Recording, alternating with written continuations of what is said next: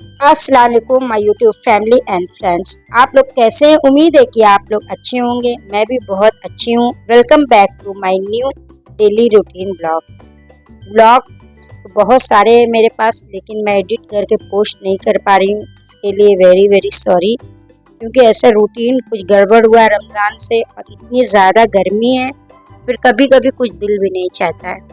तो मैंने सोचा क्यों ना आज मैं व्लॉग शूट करना सुबह से ही स्टार्ट कर दूं। तो ये सुबह सुबह का वक्त है। मैं आ गई टेरेस पर और वेदर बहुत अच्छा हो रहा था। गर्मी तो थी, लेकिन सुबह सुबह बहुत अच्छा वेदर इधर रहता है। तो इतना ब्यूटीफुल सा वेदर है। मैं भी कुछ देर तक इस खूबसूरत से नज़ारे को देखती रही। फिर मैंने सोचा कि व्लॉग भी स्टार्ट कर दूँ, आप लोगों से कुछ बातें कर लूँ। आज हम लोगों को जाना था नेपाल, तो मैंने सोचा कुछ अलग और मज़ेदार सा ब्लॉग आज आप लोगों से शेयर करूंगी। तो चलिए, आज की जर्नी में आप भी हम लोगों के साथ रहेंगे।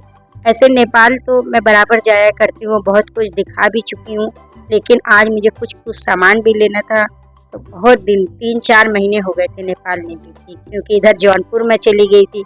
फिर रमज़ान आ गया, ईद आ गई। तो ईद के बाद हस्बैंड ने कहा चलो चलते हैं। धूप तो काफ़ी ज़्यादा तेज़ थी, लेकिन इसी तेज़ धूप में हम लोग दोपहर के 3 बजे खाना वगैरह खा के निकल गए नेपाल के लिए, और पहुंच गए अपने फेवरेट सुपरमार्केट में। लेना था बहुत, छोटे छोटे कुछ सामान लेने थे, तो मैं और हस्बैंड अपने अपने सामान में लग गए लेने के। इतनी ज़्यादा गर्मी हो रही थी, तो हम लोगों ने सोचा कि इसी में अपना टाइम भी पास कर लेते हैं, फिर शाम में निकलेंगे। तो बाइक से ही मैं गई थी, और देखिए यहाँ ज़रूरत की हर चीज़ें मिल जाती हैं, हर ब्रांड की। इंडिया की भी रहती है, और अदर मतलब जगह पे इंडोनेशिया, मलेशिया, पाकिस्तान, हर जगह के ब्रांड यहाँ पर अवेलेबल होता है। हर चीज़ आपको आसानी से यहाँ पर मिल जाएगी, और प्राइस भी ठीक ठाक होती है, कोई बहुत ज़्यादा नहीं होती है। लेकिन करेंसी नेपाली ही चलती है, तो हम लोग नेपाली करेंसी लेकर आते हैं, क्योंकि हमारे यहाँ भी चलती है, तो इसलिए हम लोगों के पास हमेशा होती है। तो देखिए, अब मैंने बास्केट वगैरह हस्बैंड को दे दिया। हस्बैंड तो मेरे फ्रूट्स और वेजिटेबल और ड्राई फ्रूट इतनी ही चीज़ों में हो ही रहते हैं। अब मैं तो और भी चीज़ें देख रही थी, और कुछ सामान लेना था ले।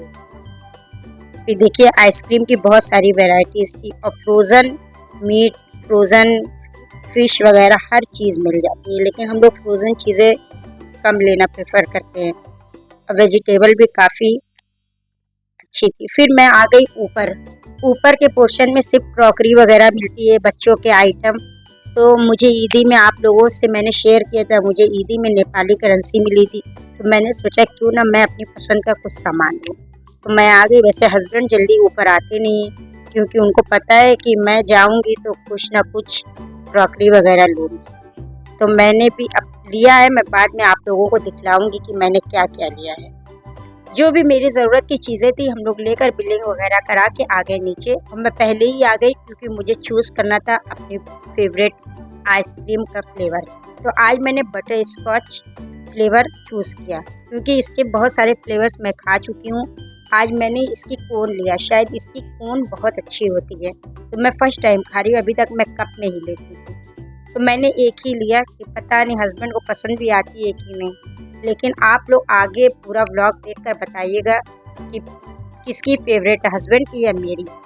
देखिए, कौन ज़्यादा खाया कौन कम खाया, ये तो कमेंट में आप लोग मुझे बताएंगे। और सनसेट हो रहा था इतने प्यारे से व्यू में, मैंने सोचा कि कुछ अच्छी सी एक फ़ोटो शूट करूं।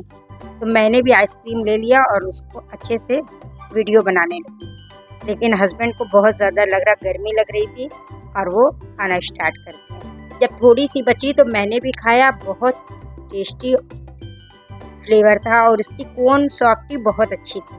फिर हस्बैंड चले गए बाइक लेने, बाइक लेकर आ गए। अब हम लोग बढ़ चले आगे, क्योंकि हम लोग यहाँ आए और रेस्टोरेंट में जाकर कुछ खाए नहीं, ऐसा हो नहीं सकता। तो हम लोग निकल गए, और देखिए धूप बहुत तेज़ थी। अभी तक 6 बज गया था, लेकिन बहुत तेज़ गर्म हवाएं चल रही थी। यहाँ पर भी गर्मी ऐसे ही है। फिर आ गए हम लोग बामा तंदूर्स में, जो कि हम लोगों का मोस्ट फेवरेट रेस्टोरेंट है। हम लोग डिसाइड ही नहीं कर पा रहे थे क्या ऑर्डर दिया जाए। खैर से ऑर्डर वगैरह हम लोगों ने दे दिया और बैठ गए। तब तक मिल गया वाईफाई, हस्बैंड अपने फ़ोन में लग गए। आजकल तो पता ही है कि अगर हस्बैंड वाइफ है, बच्चे हैं, सब लोग फ़ोन ही में बिज़ी होते हैं। लोग एक दूसरे को कम वक्त देते हैं, शायद इसीलिए आजकल लोगों में दूरी भी हो गई और मोहब्बत भी कम हो गई है। खैर इसीलिए मैं सोचती हूँ कि थोड़ा टाइम स्पेंड करूँ, बातें करूँ इधर उधर की, लेकिन खैर कोई नहीं, हस्बैंड को भी कभी कभी मौका मिलता फ़ोन चलाने का, वरना वो क्लिनिक में इतना बिज़ी होते हैं।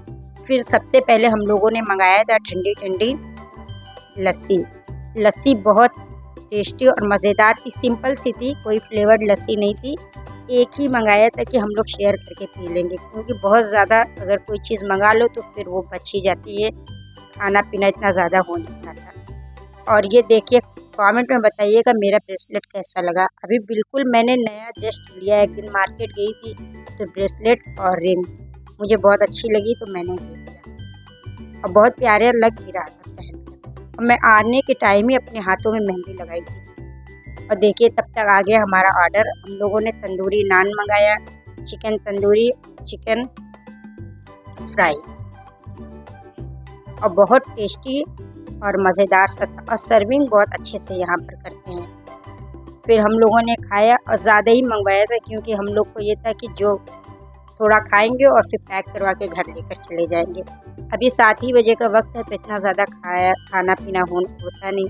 वैसे भी नेपाल में हर जगह नहीं खा सकते हैं, ये पूरी तरह से हलाल है, इसलिए हम लोग यहीं पर आते हैं। आप लोग कभी भी कहीं से भी आप लोग आ रहे हैं, अगर नेपाल आइएगा तो बामा तंदूर में ज़रूर आप लोग खाइएगा। बहुत टेस्टी और मज़ेदार स्टार्टर है, खाना है, जो भी आप लोगों को चाहिए सब कुछ आप लोगों को मिल जाएगा। और चिकन तो बहुत ही अच्छा बना था। खाना पीना हो गया, सब कुछ फिनिश हो गया, बचा जो भी बचा था हम लोगों ने पैक करवा लिया। फिर आ गई बिलिंग की बारी, बिलिंग भी कराया और आ गया माउथ फ्रेशनर। माउथ फ्रेशनर के बिना तो खाना अधूरा है। फिर हम लोगों ने खाया और देखिए बिलिंग वगैरह हो गई, खा पी के अपना पैक किया हुआ खाना लेकर हम लोग चले गए। और ये वेटर लोगों को देखकर मुझे फिर वही याद आने लगता है कि ऐसा तो हम लोग भी करते हैं, जब गेस्ट वगैरह आते हैं ऐसे ही खड़े रहते करते, तो हम लोग इन लोगों को टिप वगैरह बहुत ज़रूरी देते हैं। और रात होते ही देखिए नेपाल की खूबसूरती और बढ़ जाती है, रात में बहुत ब्यूटीफुल लगता है। आप लोगों को उम्मीद करती हूँ आप लोगों को ये व्लॉग अच्छा लगा होगा। अगर थोड़ा सा भी अच्छा लगा होगा तो लाइक करिएगा, कमेंट करिएगा।